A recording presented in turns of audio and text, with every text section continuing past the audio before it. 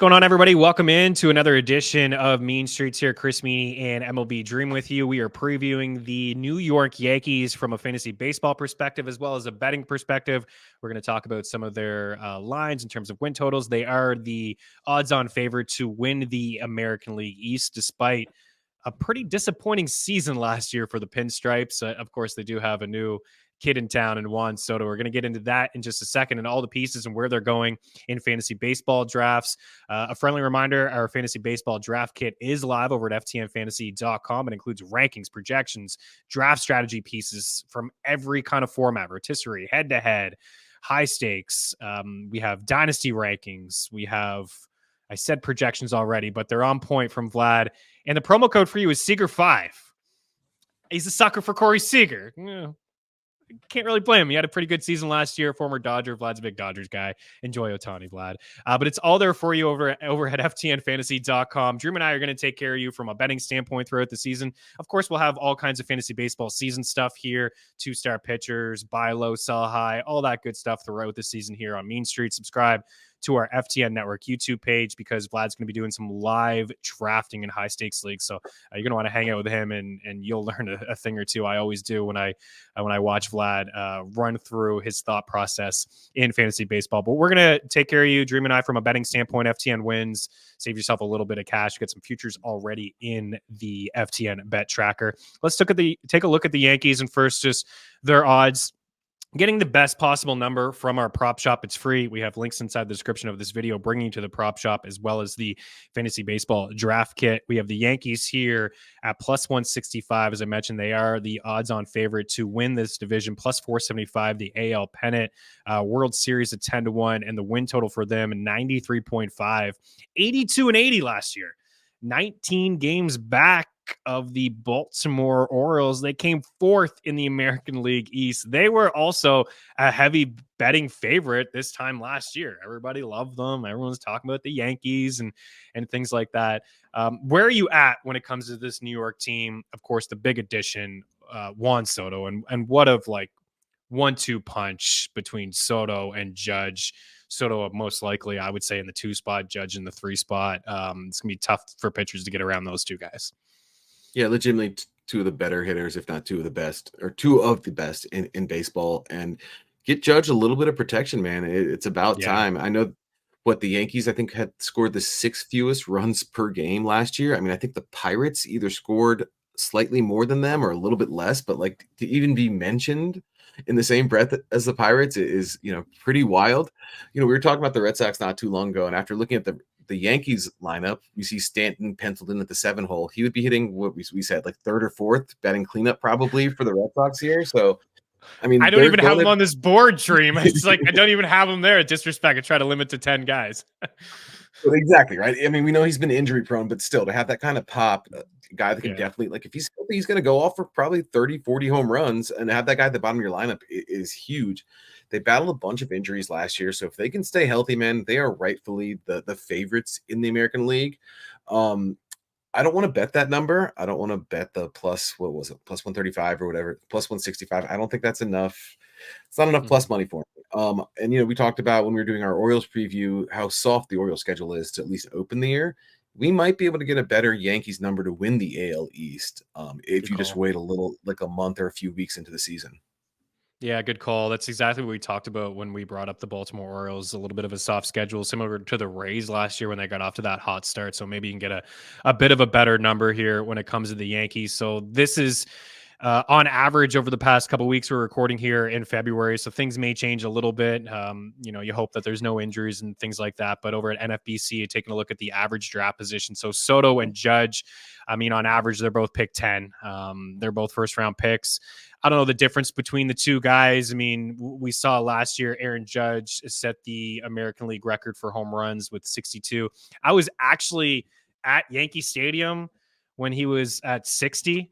I was there for just like a football trip. I was watching the Jets and Bengals. I think it was week 4, but we went to the Yankees Saturday afternoon. We were in center field with everybody. It was actually an electric atmosphere at Yankee Stadium. I'm not a big Yankees guy, but I'm just a big sports guy. I'm in center field, just hoping that he hits the bomb, record-setting bomb or two, and just seeing the place go nuts. I just like trampling over people for home runs. Everybody was standing up. It was really cool. He did not break it when I was there, but he did do it a couple days after. But looking at these two numbers, or these two guys side by side, I mean, Juan Soto, you forget how young he is.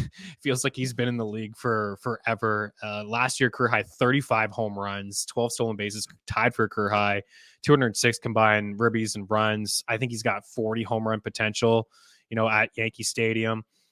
As for Judge, the 37 home runs last season after the record 62, but limited to 106 games. He has missed some time in the past.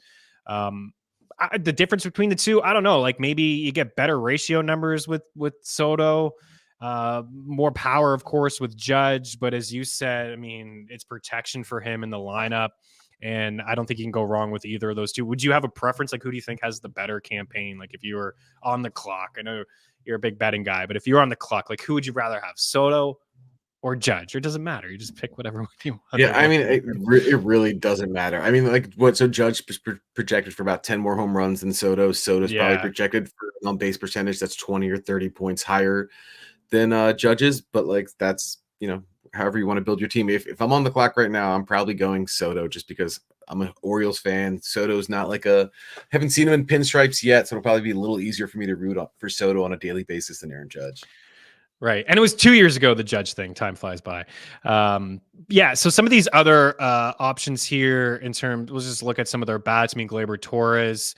You never know what to get with Gleyber, man. I know a couple years ago, it seemed like he only hit home runs against your O's. He has it goes on like wicked streaks, and then sometimes he's super quiet. Volpe last year as a rookie, 21 homers, 24 stolen bases, 600 plate appearances. The average is really low though, like nearly 200, hitting the bottom of the lineup. It's possible maybe he can get some leadoff opportunities, but I think that's LeMahieu's job for now. A strikeout rate nearly 30, so he'd have to cut down on that just a touch. You mentioned Stanton. You don't have to spend a price tag on him in fantasy. It could be one of your last picks, and you hope that he's able to stay healthy. 100 games last year, 24 homers. We talked about the low BABIP, the 191 average. Hasn't played a full season since 2018. Maybe that's a little bit unfair. He did have a campaign there with around 130, but he is 34 years old. I was listening to Gerrit Cole talk about the Yankees and saying everybody needs to stop getting hurt. I think he was maybe directing that towards Stanton potentially. Alex Verdugo's also on this squad, not on this list. Anthony Rizzo, you see roughly his pick 290. Keep in mind, he's 34 years old, penciled in at the moment to be the cleanup guy here for the Yankees. Things could change. Stanton could get hot. All these things could change up and down their lineup. What about the pitching? What do you think about this rotation, Cortez? I know you and I have been in on Cortez from a betting standpoint over the past couple of years. They bring in Marcus Stroman, who's not a big strikeout guy, but I think he's an underrated real life pitcher, man. He keeps the ball on the ground, doesn't get into too much trouble. What do you make of the rotation? Because we all know what the bats, but where do you think it kind of ranks among some other teams in the American League?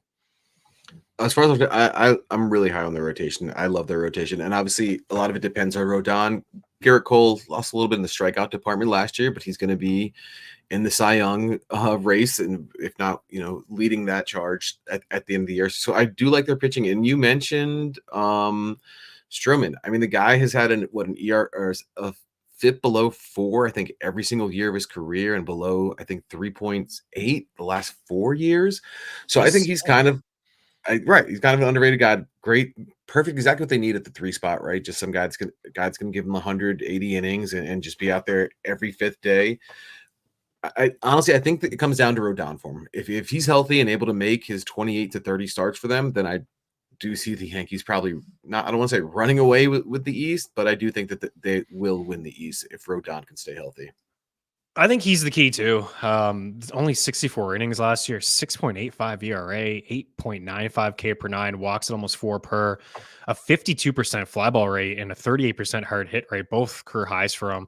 I know the sample is small, and he was dealing with injuries, so I mean, you gotta. That's clearly part of it.